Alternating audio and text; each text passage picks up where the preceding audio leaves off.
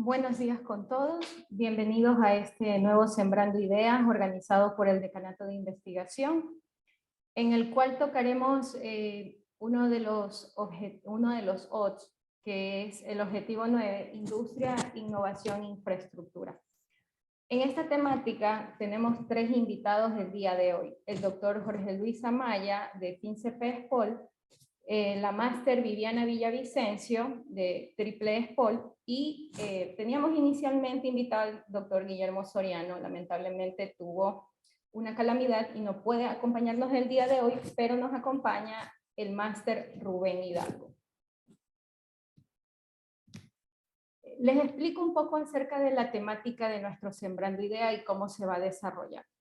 Tenemos la intervención de cada uno de nuestros expositores en el objetivo del día de hoy, que van a tener un espacio entre 10 a 12 minutos para su intervención, después de las cuales se podrán realizar las preguntas del público que nos acompaña y después procederemos al cierre del evento.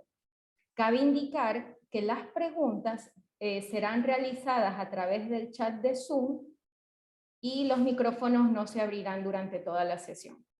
Asimismo, quisiera indicar que no es necesario que ustedes esperen a que la intervención de los tres panelistas haya finalizado para realizar sus preguntas. Ustedes pueden ir realizando sus preguntas y comentarios, que son bienvenidos, en nuestro chat a lo largo de las disertaciones.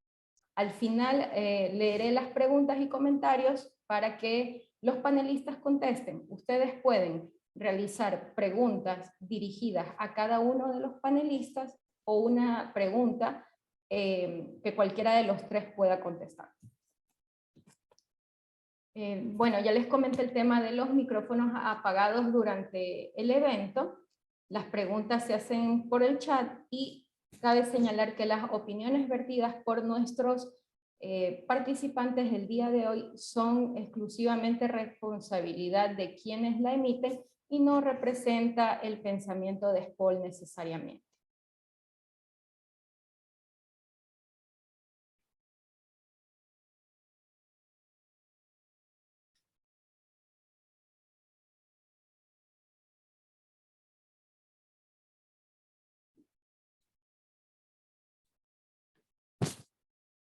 Continuamos con nuestro primer panelista, el doctor Jorge Luis Amaya, quien tiene un PhD en Ingeniería Industrial, Diseño, Producción y Medio Ambiente.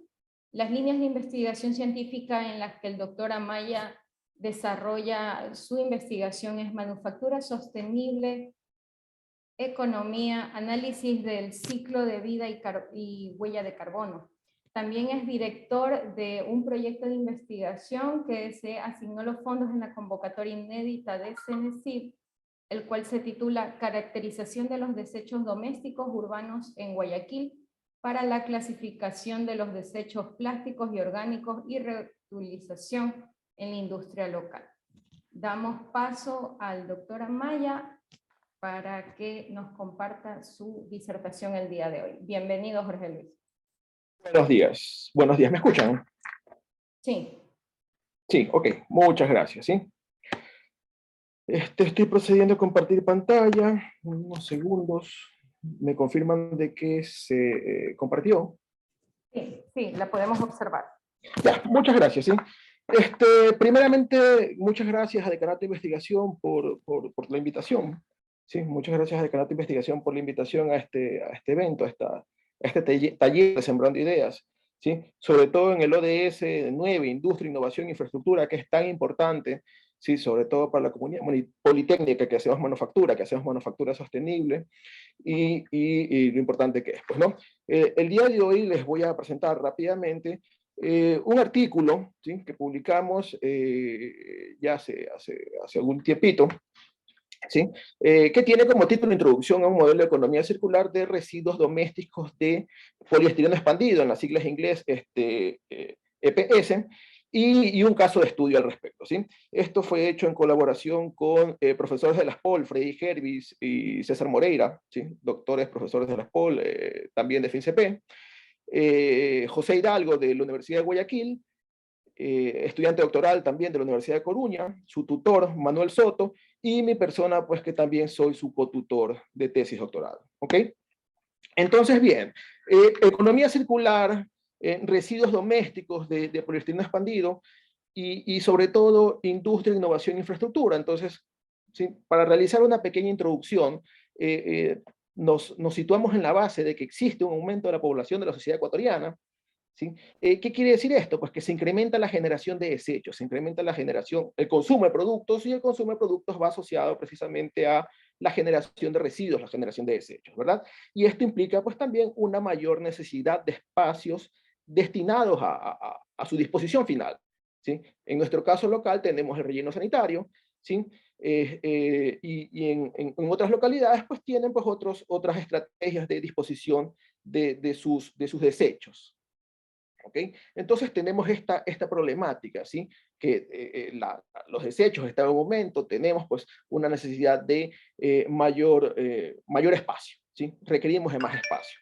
Ciertos datos al respecto, casi tenemos 13.000 toneladas de residuos recolectados diariamente en el 2016, el 41% proviene de hogares, ¿sí? De lo que las familias producen, 90% ¿sí? De manera pues desordenada, a esto me refiero pues sin ninguna clasificación, sin ninguna selección, ¿ok? Y esto conlleva pues un impacto hacia la sostenibilidad ambiental, social de la red de recolección, ¿ok? También así asociado pues precisamente hacia el aumento de espacios, pues necesitamos también una recolección apropiada que también pues se ve afectada, pues no, sencillamente porque la recolección pues no se da abasto, ¿sí? No se daría abasto a esto que está en aumento. La capacidad de recuperarlos y gestionar los desechos será fundamental para una economía local sostenible. Y finalmente, el desarrollo sostenible, en su definición como tal, significa satisfacer las necesidades del día de hoy sin poner en riesgo la capacidad de la generación de futuras para satisfacer sus necesidades. ¿Ok? Entonces, tenemos esto.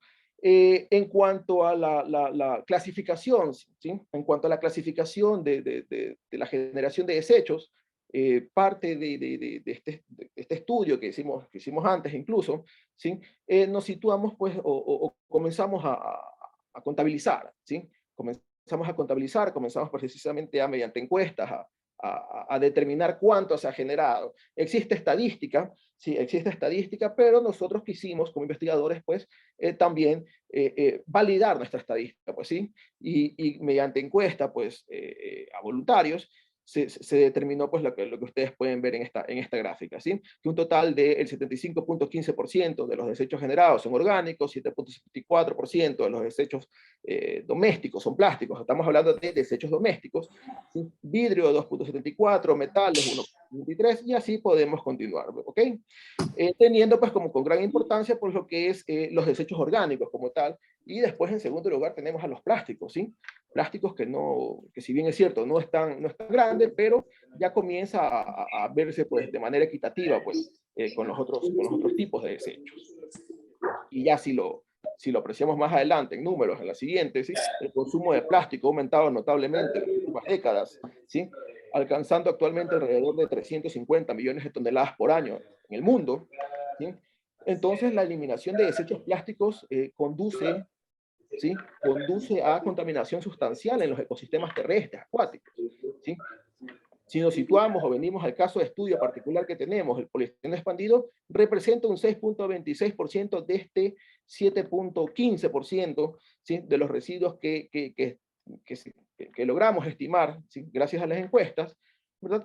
Y estudios sobre análisis de ciclo de vida indican que para producir 1.716 gramos de polietileno expandido se liberan a la atmósfera aproximadamente 87.47 miligramos de CO2. Entonces, son datos relevantes que logran justificar la problemática que existen, ¿no? Existen aproximadamente 600 empresas que colaboran en productos plásticos, en la fabricación de productos plásticos, ¿sí? Y la mayoría se encuentran de manera local en Guayaquil, ¿ok? Entonces, ¿sí? ¿Qué estrategia? ¿Qué debemos hacer para que las empresas que fabrican plásticos, EPS en particular, logren sobrevivir ante estos entornos, ¿sí? Ante estos nuevos entornos ecológicos locales? ¿sí? ¿Y por qué se utiliza la palabra sobrevivir? Porque no hace mucho, pues, existen ya regulaciones, ¿verdad? Con respecto a economía circular, existen ya regulaciones, pues, precisamente con respecto a plásticos, ¿verdad? Entonces, necesitamos estrategias de sostenibilidad, necesitamos modelos de economía circular, ¿sí? Entonces, haciendo, pues, visitas a la empresa, a empresas privadas, ¿sí? A fábricas precisamente de plásticos y de poliétileno expandido, ¿verdad? Logramos apuntar hacia contribuir a la problemática de la industria local nacional, dedicándonos a rediseñar sus productos con materiales reciclados, ¿sí? Entonces estamos hablando del reciclaje de EPS, que vamos a ver más adelante, como estrategia de economía circular, ¿verdad? Para fortalecer la posición competitiva y apoyar, pues, la sostenibilidad de los recursos utilizados por la empresa, ¿sí? Entonces, esto conlleva también formalizar el proceso para producir nuevos productos de poliéster expandido a partir de gránulos, pellets de desechos reciclados. Vamos a ver esto, ¿sí? Un poquito más adelante, ¿sí? Para esto, pues, me permiten presentarle brevemente, pues, el modelo de economía lineal o economía tradicional, convencional, ¿sí? También bastante conocido, ¿sí? Para esto, pues, contamos, pues, básicamente con 5 etapas. Una etapa de extracción de materia prima. Con la extracción de materia prima, pues, son nuestras resinas plásticas, ¿sí? Que alcanzó a 381.000 toneladas métricas en el 2017, ¿sí? Ya después pasamos, pues, a la que es la manufactura de los productos de EPS, ¿sí? Productos de EPS son de uso, vamos a decirlo, cotidiano, ¿sí? Son envases para transportar alimentos, ¿sí? Son los envases para transportar alimentos, son los envases estos de plumafón, ¿sí? De foam que se utiliza, pues, básicamente el día a día, e incluso luego o a partir, a raíz de la pandemia, que se aumentó, pues, los pedidos a domicilio, ¿sí? De alimentos, pues, ha ido en aumento, ¿ok? Entonces, la fabricación de la manufactura, fabricación de productos DPS, logra incluir, pues, también los retazos. Ellos ya lo hacen, pues, ¿no? Incluyen los retazos, ¿sí? Vamos a ver nuevamente más adelante, tengo un breve video, ¿sí? Ellos logran introducir, pues, dentro de su cadena de fabricación, pues, los retazos, ¿sí? Ya luego son distribuidos, son utilizados por nosotros y eventualmente, pues, van, ¿sí? Van hacia el landfill, ¿verdad? Como disposición final. Entonces, en un caso de economía circular, pues, se prevé, pues, recuperar, ¿sí? Poder colectar de manera individual, pues, estos envases para que puedan ser reprocesados, reciclados, y dicho material, ¿sí? Dicho material puede ser reintroducido en su cadena de fabricación para producir nuevos contenedores, nuevos envases. ¿Ok? Esto de manera bastante rápida, de manera bastante simplificada en honor al tiempo. Les tengo un pequeño video porque es una experiencia que se vivió, que se realizó, ¿sí? En SPOL. Si bien es cierto, tiene una música instrumental, pero sí, yo se los iré comentando. Si se dan cuenta, pues esta es una explanada de FinCP, ¿sí? Una de las sectores de FinCP, donde con algunos estudiantes, le bajé un poco el volumen, con algunos estudiantes lo que hicimos fue recolectar, ¿sí? Perdón.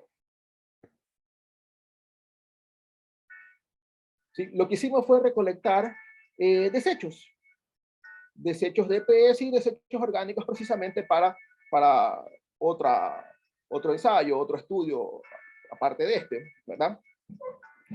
¿Sí? Se logró recuperar. Esto se lo hizo en SPOL. Más adelante, pues, también verán otros sectores, la Universidad de Guayaquil, ¿sí?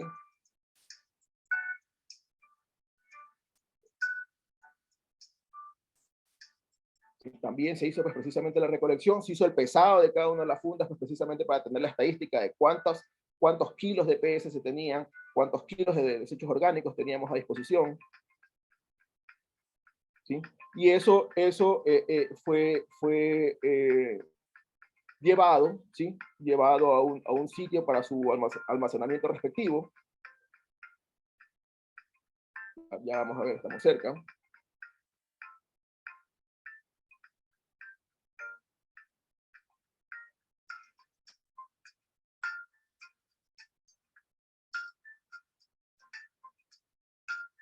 Y aquí estamos precisamente ya en las instalaciones del fabricante de plásticos, precisamente llevando los residuos de PS, ¿sí? Los desechos de PS.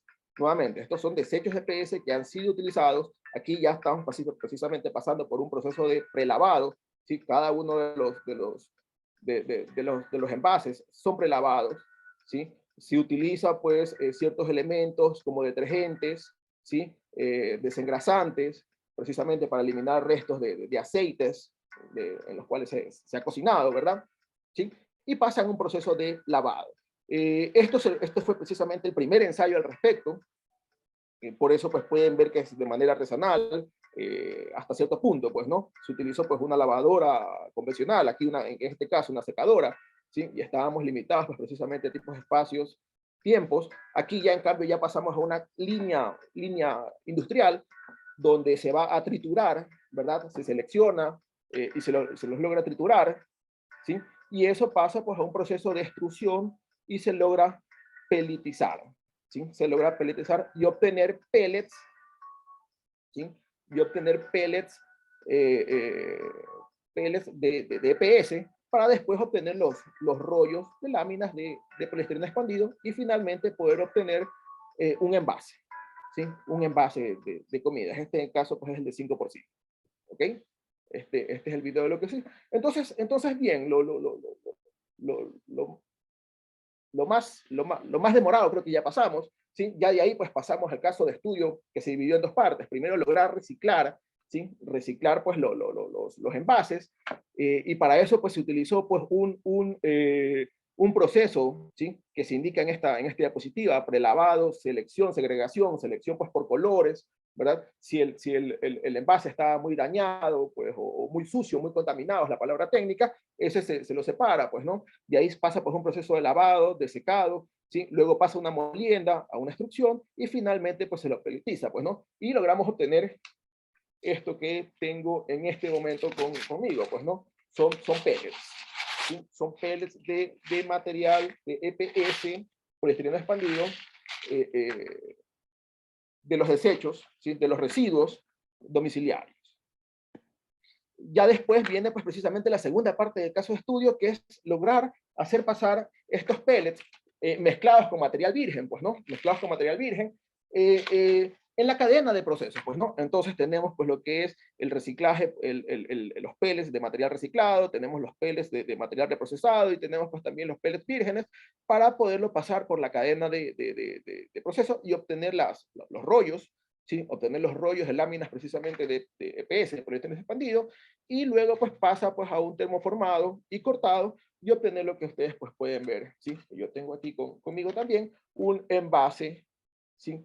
Un envase, precisamente estos son bastante utilizados para repostería, pues, ¿no? Para llevar los pequeños postres, un envase.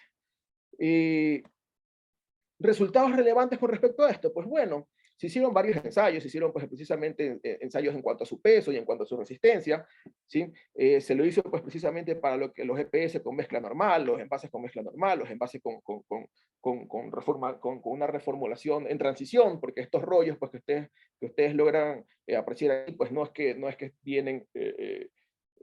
es una manufactura continua, ¿sí? Eso quiere decir pues que hay un espacio de transición hasta que sale completamente todo lo que ya había y únicamente pues queda la mezcla que tenemos aquí, pues, ¿no?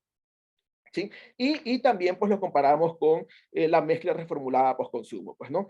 Y podemos darnos cuenta pues en estos ensayos de laboratorio que tenemos valores aproximados, ¿sí? Si bien es cierto, pues podríamos tener una disminución en cuanto al peso y también una disminución en cuanto a la resistencia.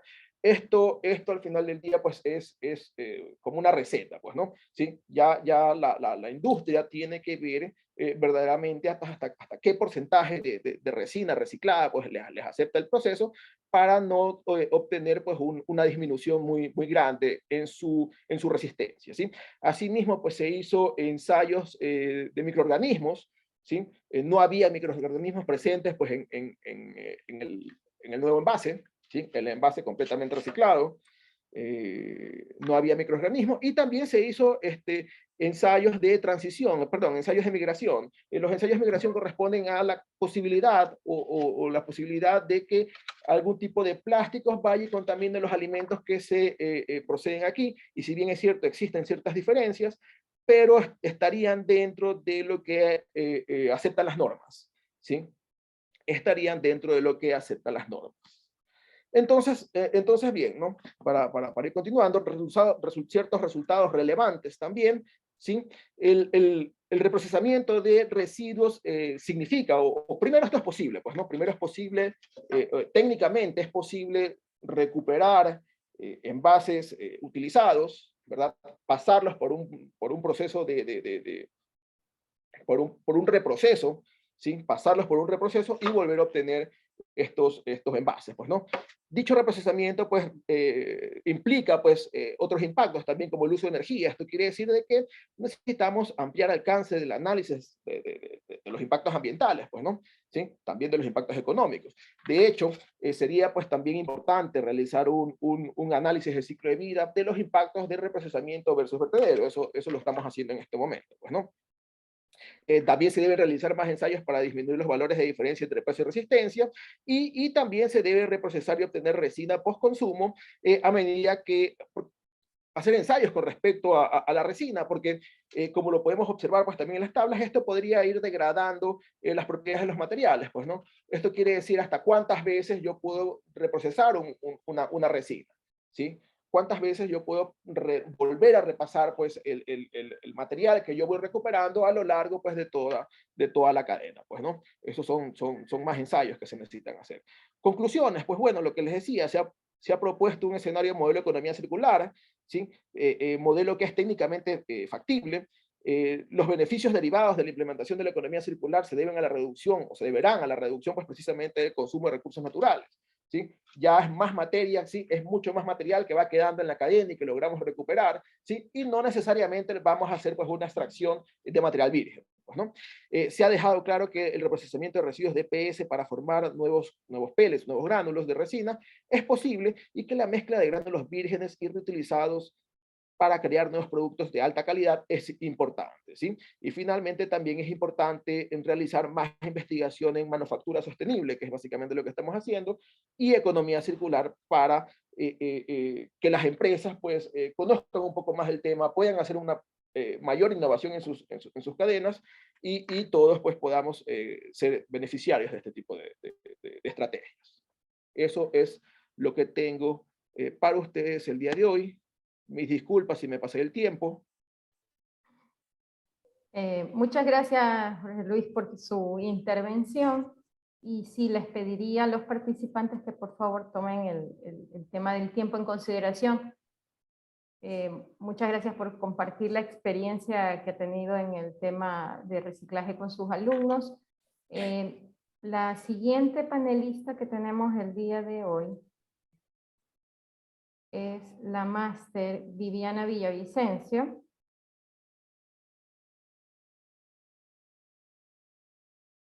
quien es ingeniera en electricidad con especialidad en potencia de SPOL.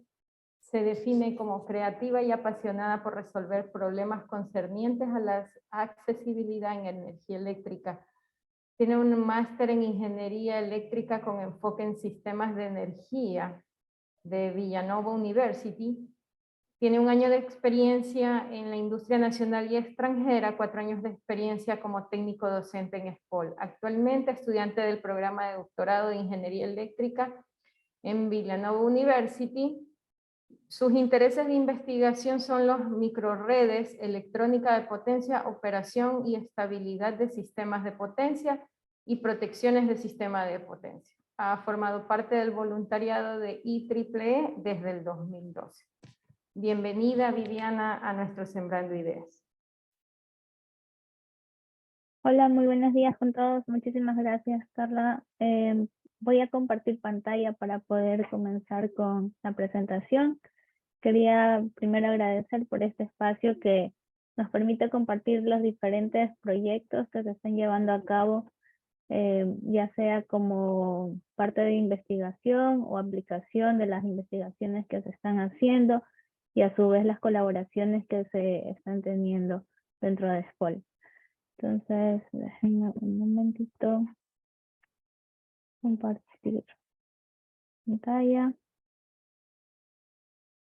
Ahí sí se está viendo, ¿verdad?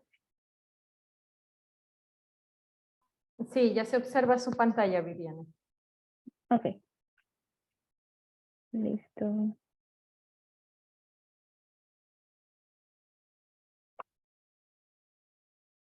Entonces, el tema de la presentación del día de hoy es simulación de sistemas fotovoltaicos sin conexión a la red para proporcionarlos el acceso a energía eléctrica de forma confiable a comunidades ecuatorianas. Debido a que este conversatorio es sobre industria, innovación e infraestructura, lo he enfocado de forma general cómo los sistemas energéticos ayudan y proporcionan acceso a la energía y ayudan también a las comunidades a mejorar su estilo de vida, cómo se puede hacer un análisis de las comunidades, cuáles son los problemas que tienen en cuanto a accesibilidad energética y cómo también se puede hacer para brindar soluciones en cuanto haciendo un análisis económico y también haciendo un análisis social de los proyectos que se van a implementar en estas comunidades. Entonces, la agenda que tenemos es una breve introducción sobre el tema de energía, luego hablar un poco sobre el análisis del problema energético en algunas comunidades de Ecuador, cuáles han sido las metodologías que hemos seguido y cuáles son las soluciones que se proponen, y luego hacer un análisis económico y hacer también una evaluación del impacto de los proyectos. Y al final voy a mostrar la bibliografía de donde he sacado la información que estoy presentando el día de hoy.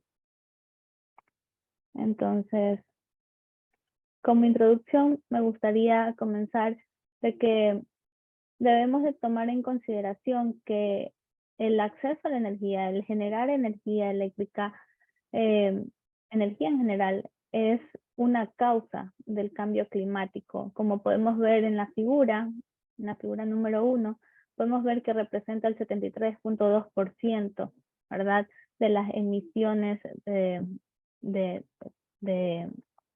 las emisiones por medio de, si hacemos un análisis por sectores, en el sector de la energía contribuye al 73.2% del Global Greenhouse Emissions. Entonces, debemos de considerar que también en las diferentes comunidades, no solamente en Ecuador, sino en todo lugar, tenemos ecosistemas que son bien frágiles, ¿verdad? Y que nosotros tenemos que proteger esos ecosistemas. Entonces, por ejemplo, aquí se puede en esta figura, se puede ver que tomé esta figura de uno de los proyectos en los que estuvimos trabajando. Todos estos proyectos han sido una colaboración por medio de la Universidad de Villanova y de SPOL. Entonces, tenemos algunos autores que forman parte de SPOL, del CERA, y también de la Universidad de Villanova acá. Entonces, como se puede ver, hay ecosistemas que son totalmente frágiles. Uno de ellos se puede considerar el ecosistema que se encuentra alrededor de la comunidad de Bellavista. Bellavista es una comunidad que se encuentra en el Golfo de Guayaquil. Entonces podemos ver que aquí está Guayaquil, acá está Bellavista. ¿Y por qué decimos que es un ecosistema frágil? Porque tenemos manglares y son áreas protegidas. Entonces hay que tener mucho cuidado cuando nosotros sabemos que estas comunidades, por ejemplo, tienen un déficit de acceso energético porque no están conectadas a la red general, a la red eléctrica general, pero a su vez tenemos también que hacer una evaluación del impacto ecológico que podríamos causar al estar implementando algunos tipos de soluciones energéticas en estas comunidades. Entonces, hay que considerar ambas partes, o sea, cuál es el problema que tiene la comunidad y también a su vez que estas soluciones que vayamos a brindar no vayan a afectar todos estos ecosistemas que son considerados como frágiles, y eso se hace a través de la implementación de los objetivos de desarrollo sostenible. En este caso sería el número 7, que está relacionado con energía, pero también nosotros podemos relacionarlo con el número 9, que es con innovación, porque nosotros podemos, ya vamos a ver adelante, cómo dando acceso a algunas comunidades, eso les brinda, claro que les ayuda a mejorar su calidad de vida, pero hace que estas comunidades tengan una iniciativa de innovación cuando ya tienen el acceso a la energía eléctrica. Entonces, en la siguiente voy a hablar sobre el análisis del problema energético que se tiene particularmente en uno de los ecosistemas más frágiles que tenemos en Ecuador, que en este caso son en las Islas Galápagos. Entonces, nosotros sabemos que las Islas Galápagos están consideradas o están formadas por 19 islas y solamente 5 de ellas están habitadas, ¿verdad? Entonces aquí hay como que un breve resumen de cuál es la situación. Déjame admitir aquí. ¿Cuál es la situación en términos energéticos que está pasando Galápagos? Nosotros podemos ver de que Baltra, Santa Cruz, realmente son dos islas que están prácticamente unidas por un cable submarino. Es la única red que comparten entre islas. El resto de las 3 islas que están habitadas son prácticamente microredes porque no están interconectadas entre ellas. Entonces, cuando hacemos un análisis de cuál es la generación energética que se tiene allá, nos damos cuenta que solamente el 16% de esa generación viene de recursos renovables, ¿verdad? Y también tenemos que considerar cuál es el incremento que se tiene en cuanto a la población por cada año, para poder ver cuál va a ser el incremento también de la carga, que en nuestro caso la carga se considera como el consumo energético que vamos a ver incrementar durante cada año. Entonces, ¿qué otra cosa? Ya.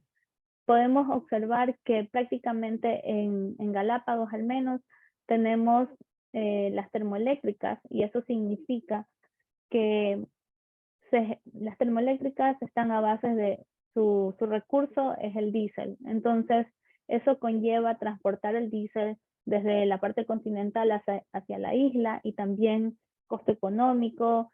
Hay también que ver cuál es la repercusión en cuanto al ecosistema. Entonces, ya cuando vemos toda la generación, como se puede ver en la tabla número 1, nos podemos dar cuenta de que la generación renovable es muy baja. Inclusive en la figura 2 podemos darnos cuenta cuál es la energía que viene desde sistemas fotovoltaicos, energía generada desde los sistemas de viento, y también tenemos los que son a diésel. Entonces, todo lo que es a diésel es el 84% de la generación energética en Galápagos. Y voy a enfatizar eso porque Galápagos debería de tener algún plan energético, que ya lo tiene, está pronosticado para el 2030, en donde se haga un incremento de los recursos renovables, pero esta es la situación actual que ellos tienen. Entonces, déjame ver. Siguiente.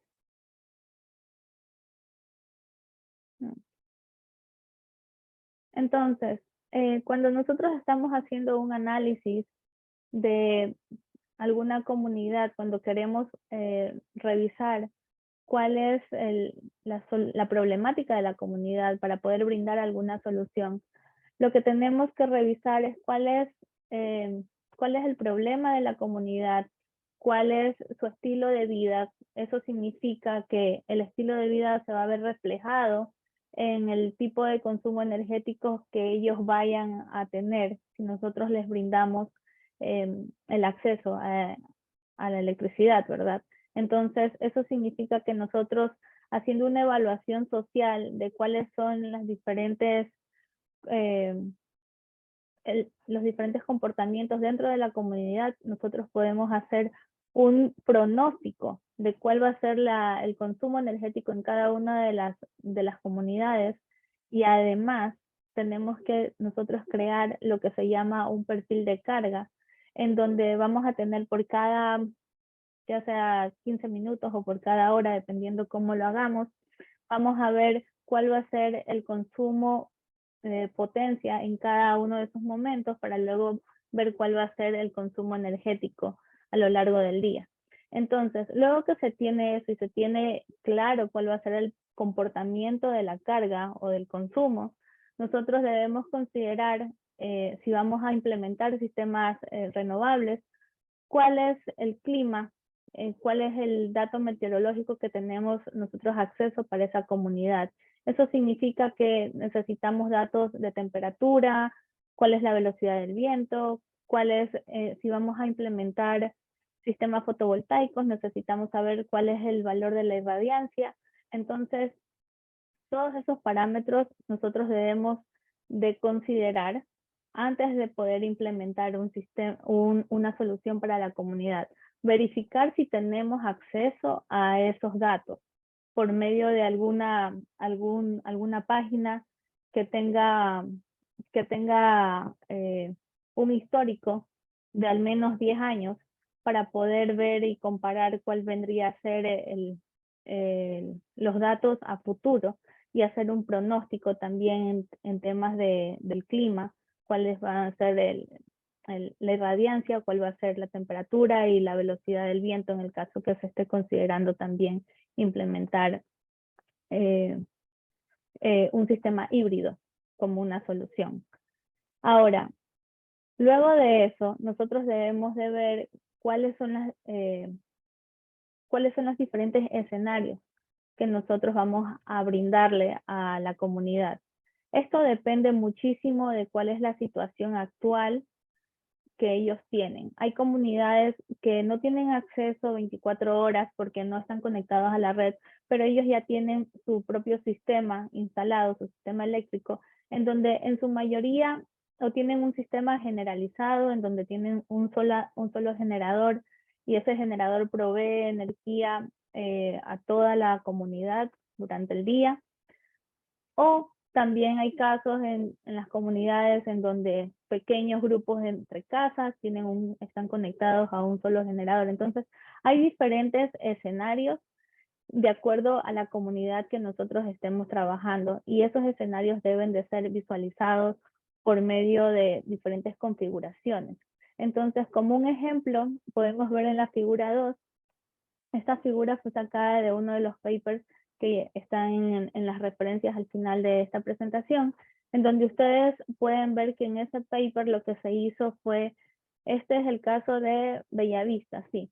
En el caso de la comunidad de Bellavista se tenía el caso en donde tengo solamente un generador a diésel y tengo la carga directamente conectada. Eso significa que dependiendo de cuánto consumo yo tenga en la comunidad, el generador va a estar entregando esa potencia en cada instante, ¿verdad? En el otro caso que tenemos el literal A, ahí se hizo una configuración que se considera una configuración híbrida porque como podemos ver tenemos energía solar, eso significa que tenemos los paneles instalados, luego tenemos un controlador de carga, tenemos una línea DC, un bus DC, y luego de eso a esa línea DC está conectado un sistema de baterías. Y también para poder intercambiar esa energía que está en DC del lado de la energía solar y de la batería, llevarlo al lado de la carga, que es una carga AC, nosotros necesitamos un convertidor, ¿verdad? Un inversor, que es de DC a AC. Y luego ya tenemos las cargas.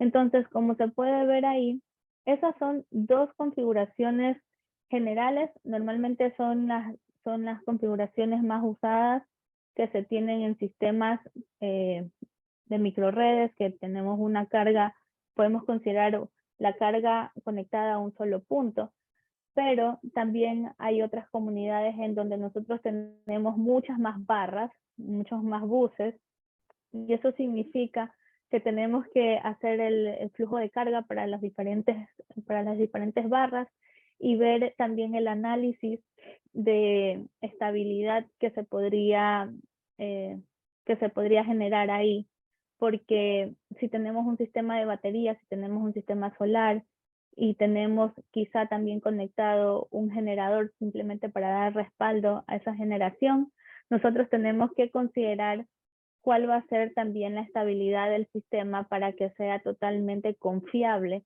y que estemos brindando una solución óptima a la comunidad.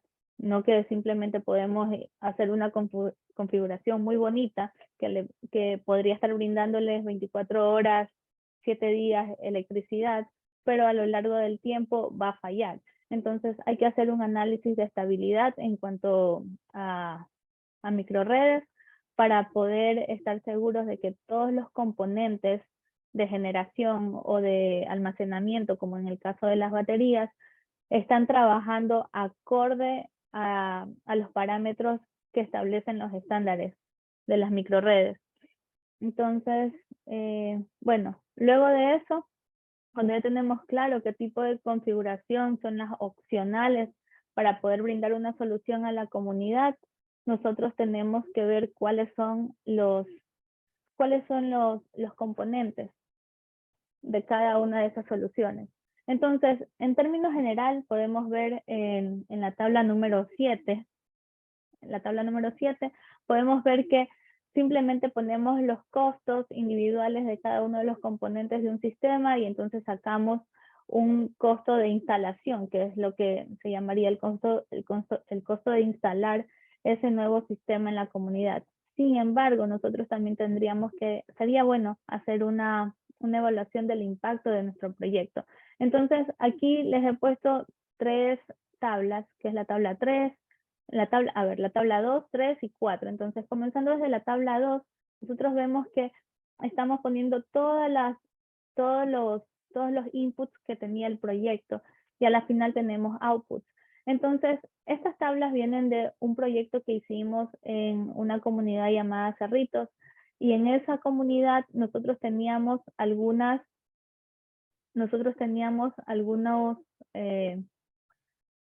objetivos a cumplir. Y a su vez, el objetivo principal era brindarles energía en cada una de las casas, porque eran sistemas individuales en cada hogar, brindarles accesibilidad energética durante todo el día, pero a su vez, como podemos darnos cuenta, en este proyecto hubo un caso en donde ellos, luego de que ya tenían acceso a la electricidad, ellos también tuvieron acceso a lo que se llama la comunidad. Luego de tener, dentro de 25 casas fueron las que se instalaron los sistemas. Luego de eso, una compañía totalmente privada se encargó de brindarles el acceso a internet, o sea, el servicio. Y entonces ellos tuvieron acceso ahora a información que antes no tenían para nada. Entonces, todo eso se debe evaluar para cuando tenemos que hacer un análisis social. ¿Cuánto es el retorno social que nosotros estamos haciendo en cuanto a la inversión de ese proyecto?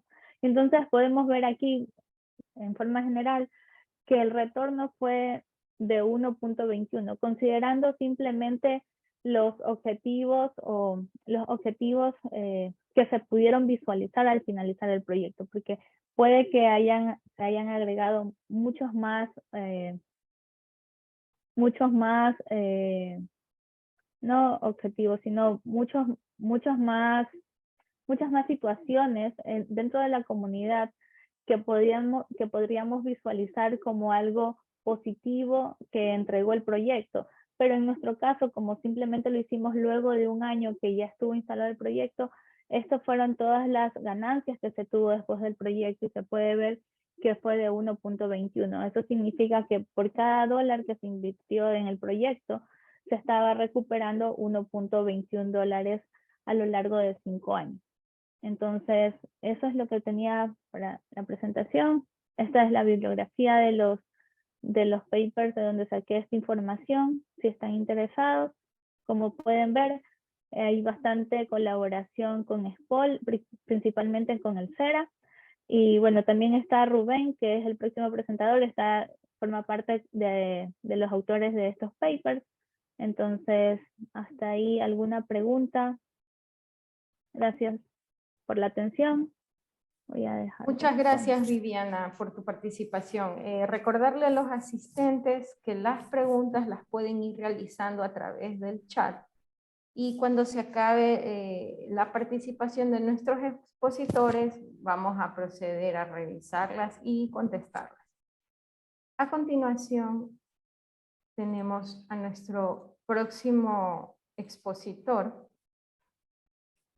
el máster Rubén Hidalgo, quien nos acompaña el día de hoy. Él es ingeniero eléctrico de SPOL con un magíster en Ciencias de Ingeniería Eléctrica de la Universidad de Chile, investigador del CERA y docente de FINCEP. Cuenta con 27 publicaciones y 155 citaciones en base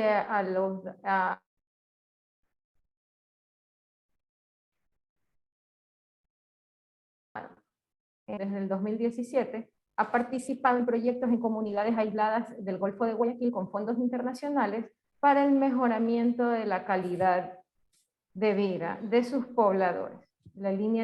Su línea de investigación es la generación de electricidad a partir de fuentes renovables de energía. Bienvenido, Rubén, y gracias por acompañarnos el día de hoy. Buenos días, permítanme compartir la presentación. ¿Sí pueden ver la presentación? Ya, bueno, primeramente agradeciendo al Decanato de Investigación por la participación en este evento, o sea, mostrar los resultados que el CER ha estado trabajando tanto en publicaciones así como en proyectos. Ya, dentro del tema que vamos a tratar hoy día, vamos a hablar sobre infraestructura sostenible en comunidades aisladas. Y sobre todo vamos a contar las experiencias que ha tenido el CER dentro de esta presentación. ¿Ya? Bueno, primeramente, es importante destacar que como nosotros, como CERA, dentro de la línea de investigación de energía, hemos estado trabajando en comunidades y lo primero que queremos hacer con esta parte de la presentación es los principales problemas que hemos detectado en estas comunidades. Y principalmente dentro de los problemas que tienen estas comunidades está la energía eléctrica, el suministro de energía eléctrica, suministro de agua potable, contaminación ambiental, pero asimismo tienen muchos más problemas. Aquí estamos agrupando algunos, entre los que tenemos acceso a la comunidad, crecimiento poblacional, acceso al gas de cocina, manejo de desechos, etc.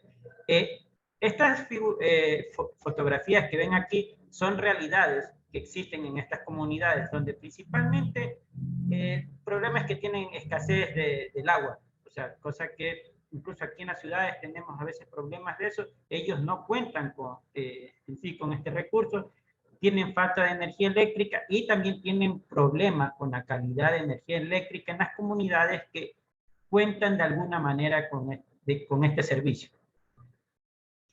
¿Ya?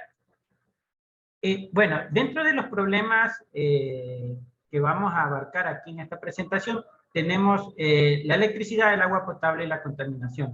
En las comunidades aisladas, lo principalmente que existe, o sea, la forma en que ellos tienen el servicio de energía eléctrica es a través de generadores a diésel.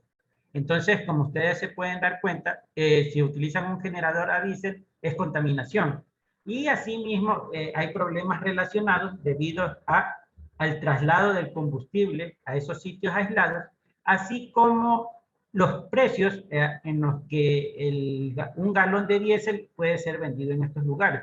Incluso en estos lugares el costo del diésel puede llegar a valer 3 veces lo que cuesta en los centros urbanos.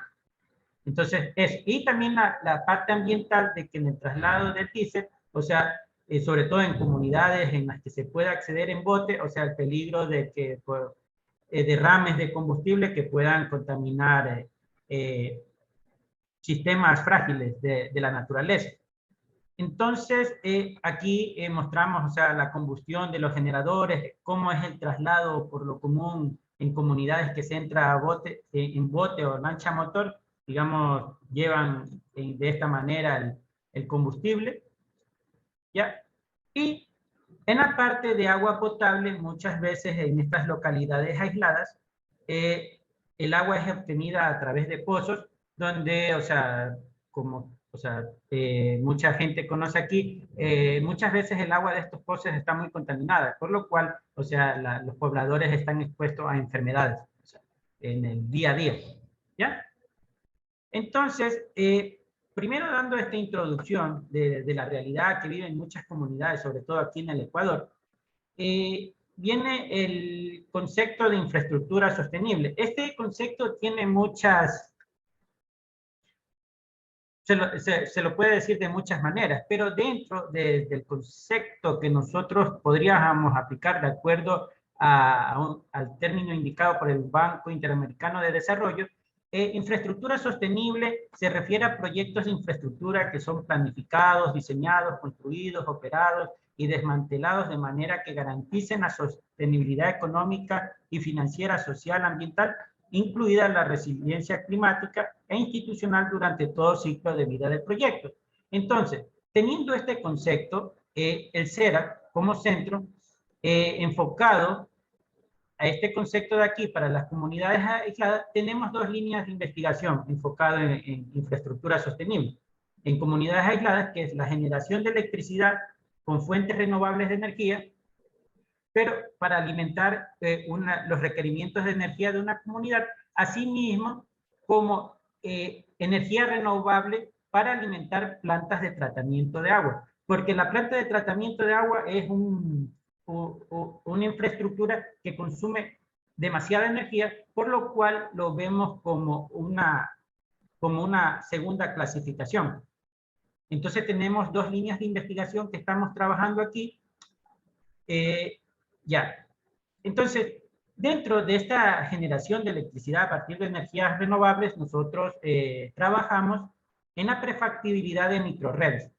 Entonces, estas microredes, si no lo conoce, si algunas personas aquí no tienen conocimiento de este concepto, una microred es un sistema de generación distribuido que produce electricidad en el sitio para suministrar energía en la carga objetivo, en la comunidad objetivo. Entonces, aquí tenemos esquemáticos de estas configuraciones de microredes, tenemos paneles solares, celdas de combustible, batería, inversor, generador diésel, así como la carga, que puede ser la carga de una comunidad. Entonces, tal como lo dije anteriormente, la planta de tratamiento de agua tenemos como otra línea, en la cual, en esa línea, este tipo de configuraciones es utilizada para suministrar los requerimientos de energía de las plantas de tratamiento de agua. Nosotros principalmente estamos trabajando con ETAP y la planta de ósmosis inversa. Aquí tenemos las fotos de algunos de los componentes de los que estamos mencionando aquí en estos esquemáticos. Tenemos los paneles solares, el generador diésel, los almacenamientos de energía a través de baterías. También podemos realizar microredes con conexión a red. Tenemos las celdas de combustible y generadores a partir de mareomotriz. ¿Sí? Ya. Entonces, primeramente, dentro de lo que hemos estado trabajando en esto de infraestructura sostenible en comunidades aisladas, aquí separamos las dos líneas, que es generación de electricidad a comunidades, así como tratamiento de agua, o sea, suministrar energía para que una planta pueda funcionar y pueda tratar el agua, las cuales son dimensionadas de acuerdo a los requerimientos de consumo de agua potable de la comunidad. Entonces aquí tenemos las publicaciones científicas relacionadas en estos temas, generación de electricidad. Tenemos publicaciones en journals, así como en conferencias, en journals de gran impacto, así como conferencias de IEEE. También tenemos la parte de tratamiento de agua, en la cual hemos presentado en eventos internacionales, o sea, cómo sería diseñar una planta de tratamiento de agua para la comunidad, para la isla Floriana en Galápagos. O sea, ahí tenemos los resultados de las prefactibilidades que estamos realizando, pero asimismo estamos próximos a un estudio en el cual dimensionamos una planta de tratamiento de agua para la comunidad de Pile en Manabí. Entonces, en esa comunidad en Pile está conectada a la red. Entonces, nosotros estamos viendo la factibilidad de, qué sé yo, utilizar energía solar con conexión a la red a la vez, o hacer sistemas 100% renovables, o sistemas híbridos, paneles solares, generador diésel, conexión a red, o sea, porque todo eso se puede analizar. ¿Ya? Entonces, esto es con respecto a las publicaciones que tenemos en estos temas. Y bueno, aquí dentro de los resultados, que esto es parte de un estudio de los que mencioné anteriormente, en el cual nosotros, dentro de estas microredes, que es un problema de optimización, estudiamos el impacto que tendría la variación del precio del galón de litro de diésel en el diseño de una microred para la comunidad de Bellavista. Sobre todo este trabajo lo hicimos en el momento que empezó ese sistema de bandas a elevar el precio del diésel cada cierto tiempo. Entonces realizamos este trabajo, y este trabajo presenta algunos de los resultados que hicimos en eso. Aquí, tal como pueden ustedes ver en el esquemático, aquí la carga eléctrica es la comunidad de Bellavista, que está en el Golfo de Guayaquil, y nosotros,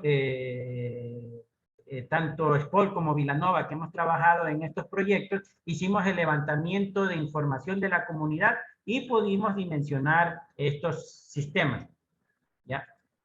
Aquí tenemos otro de parte de los resultados de lo que estamos haciendo para la comunidad de Pile, donde tenemos aquí los sistemas de potencia que estamos trabajando, y aquí tenemos esta tabla 5 muestra los resultados de cuánta energía la planta podría comprar del sistema eléctrico, asimismo como la parte de los excesos de energía de estos sistemas renovables pueden ser vendidos a la red. Incluso eso tiene uno de los propósitos cuando es conectado a la red, que los excesos de los sistemas renovables pueden mejorar la calidad de la energía del lugar. O sea, estamos estudiando esos impactos de cuál sería el impacto de conectar un sistema de paneles solares en comunidades donde el suministro de energía eléctrico la calidad del suministro es baja. ¿Sí? Aquí tenemos parte de los resultados de lo que próximamente se va a publicar. Ya, entonces, una vez que hemos visto la cuestión de investigación, también dentro de todo este trabajo que hemos realizado, o sea, se desprenden proyectos. Entonces, nosotros en el año 2018 y 2019 ganamos 2 proyectos con fondos de la IEEE, el CERA, la SPOL, FINCEP y la Universidad de Vilanova. Trabajamos en conjunto para ayudar a la comunidad de Cerritos de los Morreños a mejorar su calidad de vida, pero en la parte de suministro de energía eléctrica, como lo vamos a ver a continuación. Ya, entonces Cerrito de los Morreños es una comunidad aislada que se encuentra en el Golfo de Guayaquil. Aquí pueden ver fotos de la comunidad, digamos, donde la única forma de llegar a este lugar es en bote. Y está más o menos a 1 hora en bote de aquí de Guayaquil, bote a motor. Entonces, en esta comunidad, con los proyectos que realizamos, en sí, los 2 proyectos, lo que consistió fundamentalmente es en instalación de 30 sistemas solares fotovoltaicos domiciliarios, de los cuales 25 fueron instalados. Y estos 25 sistemas solares fotovoltaicos domiciliarios fueron divididos para 23 viviendas, un dispensario médico y una casa comunal. 5 sistemas quedaron pendientes debido a que justamente cuando ya íbamos a realizar el montaje, vino lo de la pandemia. Entonces eso quedó detenido. Entonces aquí lo que consistió estos sistemas solares fotovoltaicos domiciliarios fue en colocar un sistema con un panel solar, una batería, un inversor, para alimentar principalmente los circuitos de iluminación de las viviendas, así como pequeñas cargas como carga de celulares, radios portátiles, módems de internet. O sea, porque esta comunidad prácticamente pasa en oscuras la mayor parte del día. Solamente tienen suministro de energía eléctrica a partir de las 6 de la tarde hasta las 11, 12 de la noche. Y eso es si es que el generador diésel principal de la comunidad funciona. Tiene muchas averías frecuentemente. Entonces aquí vemos fotos de las instalaciones que se realizaron en el dispensario, cómo se colocaban los paneles. Esto fue realizado con estudiantes tanto de Vilanova como de SPOL, el montaje de los sistemas solares fotovoltaicos, así como la parte de la instalación. Entonces aquí vemos fotos relacionadas al desarrollo de estos proyectos, donde la podemos ver a Viviana, digamos que era parte del staff de investigación de Vilanova en momentos en que se estaba realizando la capacitación, así como tenemos también al profesor Prikpal de Vilanova. Ya, entonces, dentro de lo que nosotros estamos trabajando, o sea, nosotros en la prefactibilidad, en el diseño de sistemas renovables, o sea, hay una cuestión, que hay muchos excesos de energía. O sea, el sol no se puede controlar y hay momentos en que la carga es muy superado, o sea, la carga ya es cubierta por la generación solar y toda esa energía dentro del sistema tiene que irse a algún lado. Entonces, en muchos de los trabajos que nosotros estamos viendo, o sea, no se analiza mayormente la cuestión de los excesos de energía. Entonces, nosotros, como centro, queremos orientar seguir trabajando en el aprovechamiento de estos excesos de energía. Entonces, una de las formas que nosotros vamos a aprovechar la energía es utilizar celdas de combustible, pero como sistema de generación distribuido. ¿Qué es un sistema de generación distribuido? Es un componente que se coloca en la comunidad y puede producir energía en sí, sin conexión a la red. Entonces, eso dentro de esta línea de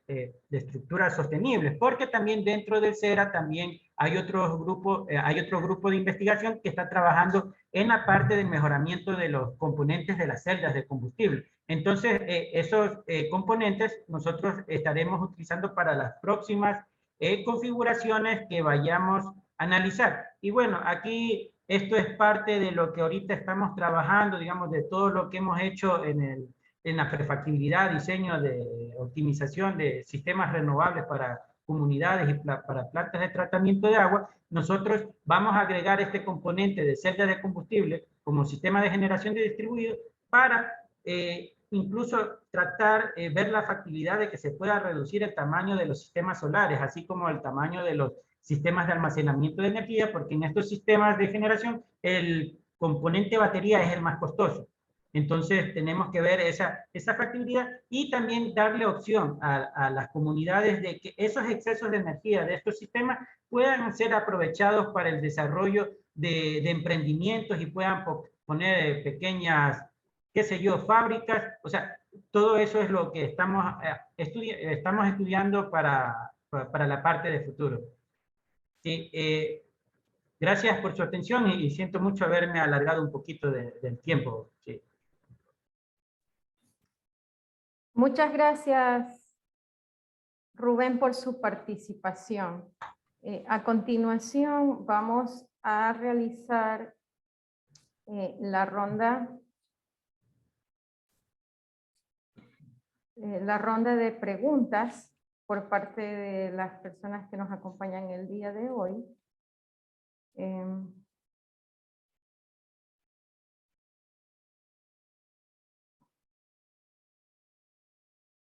Voy a revisar el chat para ver si tenemos alguna pregunta. No, por el momento no tenemos alguna pregunta.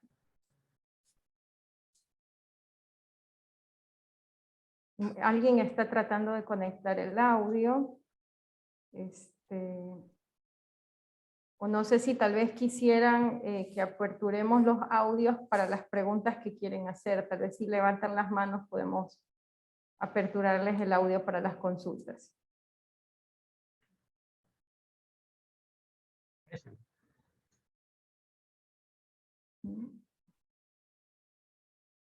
Bueno, yo le quería hacer una pregunta a Jorge Luis. En la empresa que ustedes fueron para el tema del reciclaje de los contenedores de comida, que usualmente se usan para comida, ¿cuántas empresas hay aquí en Guayaquil y qué tan difundido es el tema de reciclar contenedores de comida? Porque más, o sea, por la apreciación del público es más el tema de reciclaje de botellas plásticas, por ejemplo. Sí, muchas gracias por la pregunta. Exactamente. Hoy por hoy, en cuanto a plástico, sí, se tiende a pensar que solamente el PET es reciclable. ¿Sí? Se tiende a pensar que solamente el PET es reciclable, se tiende a pensar que solamente son reciclables las botellas. ¿Sí? El reciclaje de botellas pues es un modelo económico que ya tiene algún tiempo, ¿sí? Que ya tiene algún tiempo, se lo hace de manera intensiva. ¿Cuántos fabricantes hay aquí de envases de poliestireno expandido? Hay 2 o 3. ¿Sí? Y ellos saben su problemática, que en principio, pues, bueno, antes de la pandemia, pues estaban más preocupados pues, precisamente por esta reglamentación, por esta ley de economía circular, pues, ¿no? Dentro de la ley de economía circular le da a ellos pues el tiempo de aproximadamente 3 años para incluir dentro de sus procesos, ¿sí? Dentro de los procesos que ellos tienen para poder obtener estos tipos de envases, un cierto porcentaje, ¿sí? Un cierto porcentaje de material reciclado postconsumo, ¿sí? De material postconsumo. Entonces, ellos están alertas a eso, porque tienen que cumplir con ese porcentaje de material postconsumo. Hoy por hoy sus líneas de investigación van más allá hacia el tema de logística y recolección, dado que técnicamente es factible, ¿sí? No con lavadoras pues, como lo presentamos nosotros, porque eso fue un primer ensayo, sino ya más bien con maquinaria pues, y equipos diseñados precisamente para esto, con un poco pues, de ingeniería pues, al respecto, pero está orientado más hacia la recolección, ¿verdad? Hacia establecer un modelo logístico, ¿sí? Una logística inversa para poder recuperar pues, esto una vez que ya esté envasado, porque esto pesa muy poco, y el transporte pues, es algo que podría encarecer ese modelo. Pues. Entonces, las empresas sí están al tanto, están pensando hoy por hoy pues, en resolver técnicamente y la parte logística. ¿Sí? Y la parte logística, dándole valor pues, precisamente a ese residuo, pues se hace, pues, se crea el modelo. ¿Ok? Muchas gracias, Jorge Luis. Gracias a usted.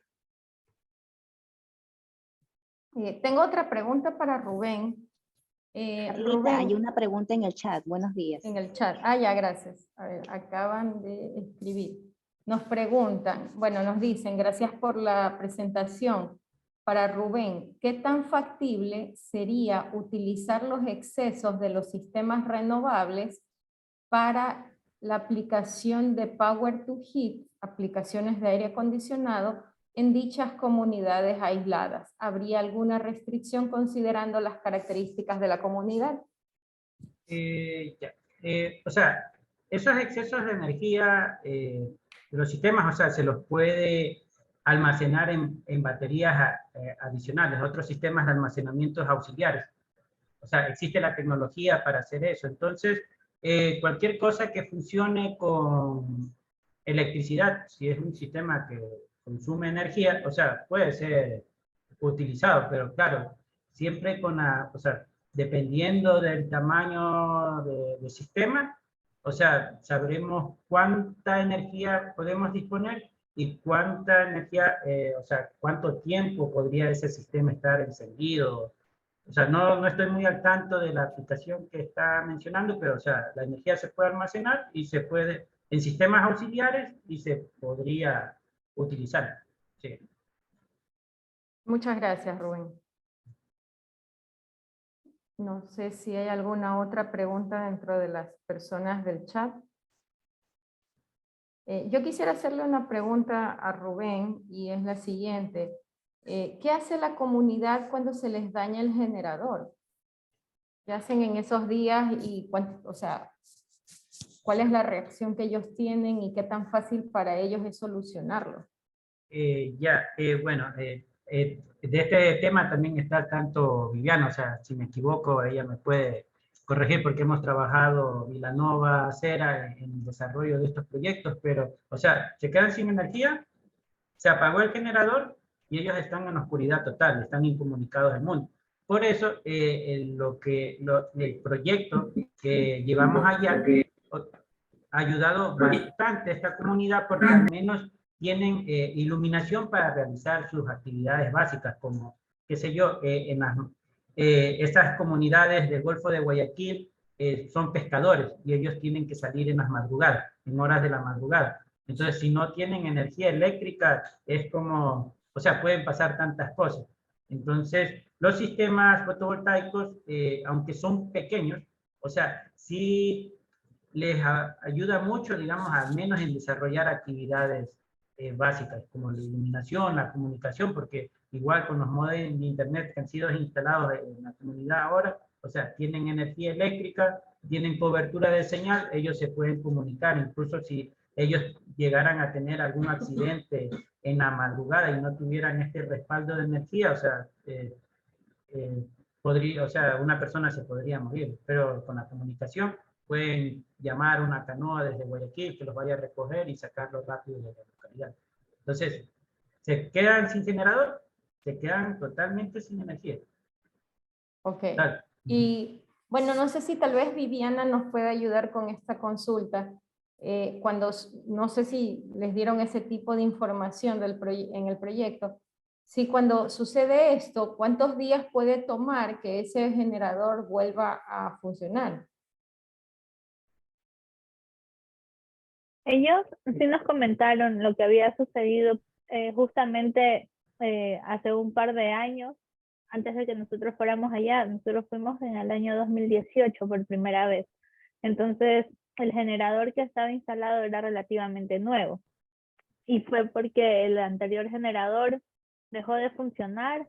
Entonces, todo el permiso, o sea, todo el papel lo que tienen que hacer es ir al municipio de Guayaquil a hablar con el encargado de las comunidades que se encuentran en el Golfo, y de ahí ellos tienen que ir a hacer la inspección, luego tienen que llevarse el generador o tienen que llevar técnicos allá. En ese caso sería llevar los técnicos, revisar el generador. Eso toma mucho más de un mes, mucho más de un mes. Ajá.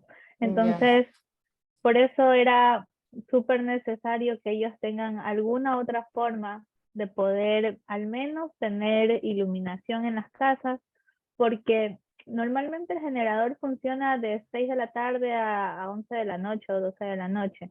Y los pescadores necesitan en la madrugada. Entonces, igual, o sea, inclusive con el generador, ellos no tienen iluminación en la madrugada. Entonces, lo que hacen es usar velas. Ya, Ya. listo. Muchísimas gracias, les agradezco de parte del Decanato de Investigación a los expositores que nos han acompañado el día de hoy. Ha sido un tema muy enriquecedor para todos los asistentes. Gracias a los asistentes que nos acompañaron el día de hoy y los esperamos en un próximo Sembrando Ideas, cuya finalidad es que la comunidad politécnica esté al tanto de la investigación que se está realizando en nuestra comunidad. Que tengan un buen día. Muchas gracias. Muchas gracias. Muchas gracias a ustedes. Buen día.